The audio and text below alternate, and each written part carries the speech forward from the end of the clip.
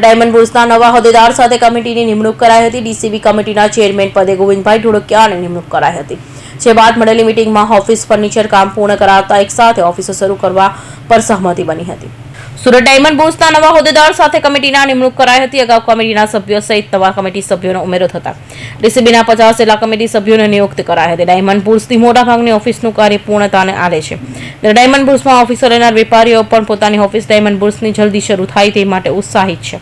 જેને લઈ ડાયમંડ બુર્સના નવા હોદ્દેદારો દ્વારા મીટિંગ યોજવામાં આવી હતી। જે અંતર્ગત બાકી રહી ગયેલું ફર્નિચર કાર્ય જલ્દીથી પૂર્ણ કરાય તેને લઈ ચર્ચા કરાઈ હતી।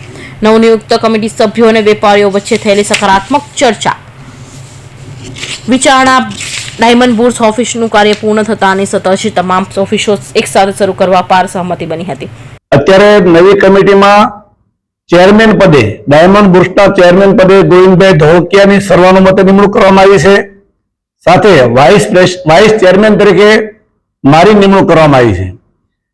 બંને જૈન અને સૌરાષ્ટ્રવાસીના હાથમાં મોટા દાવનો ધંધો છે, એટલે આ વખતે બેલેન્સ કરવામાં આવ્યું છે। જૈન લોકોમાંથી અરવિંદભાઈ ધાનેરા ડાયમંડ એમની પ્રેસિડેન્ટ તરીકે નિમણૂક કરવામાં આવી છે અને આશીષભાઈ દોશીની વાઇસ પ્રેસિડેન્ટ તરીકે નિમણૂક કરવામાં આવી છે।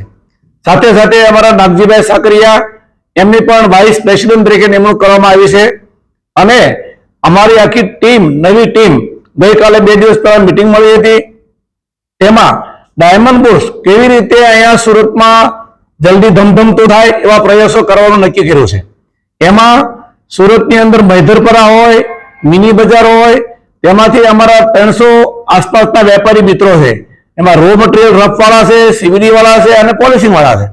બધાને ઓફિસો જૂન મહિનામાં કઈ તારીખ નક્કી કરી અને એક સાથે ચાલુ કરે એવા પ્રયાસો કરવામાં શરૂ કરી દીધા છે। અને મુંબઈથી 200-250 વેપારી ચોકી, ફેન્સી, જાડા, પતલા આજે મેન વેપારીઓ કહેવાય છે, એમનો પણ કોન્ટેક્ટ 2 મહિનાથી ચાલુ છે। એ પણ ખૂબ પોઝિટિવ છે। એટલે 500 થી 600 ઓફિસો એક સાથે ચાલુ થાય એવા પ્રયાસો શરૂ કરી દેવામાં આવ્યા છે। સાહેબ, ખાસ કરીને ઓફિસ તો બની ગઈ છે, તેમ છતાં લોકો એસટીબી માં આવી નથી રહ્યા, શું કારણ? ઓફિસ બની જેમાં ફર્નિચર ચાલુ કરવામાં થોડા લેટ થયા છે। અત્યારે 400 ફર્નિચરો લગભગ પૂરા થવાના આરા પર છે અને 900 થી 1000 એપ્લિકેશન આવી છે।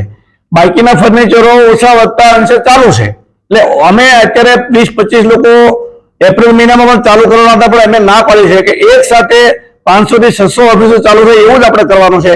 કારણ કે 20-25 જો વેપારીઓ ચાલુ ઓફિસ કરે તો એને વેપારીઓ લેવા મૂકવામાં તકલીફ પડે, એટલે એક સાથે ઓફિસ ચાલુ કરવાનો પ્લાન કર્યો છે મેં।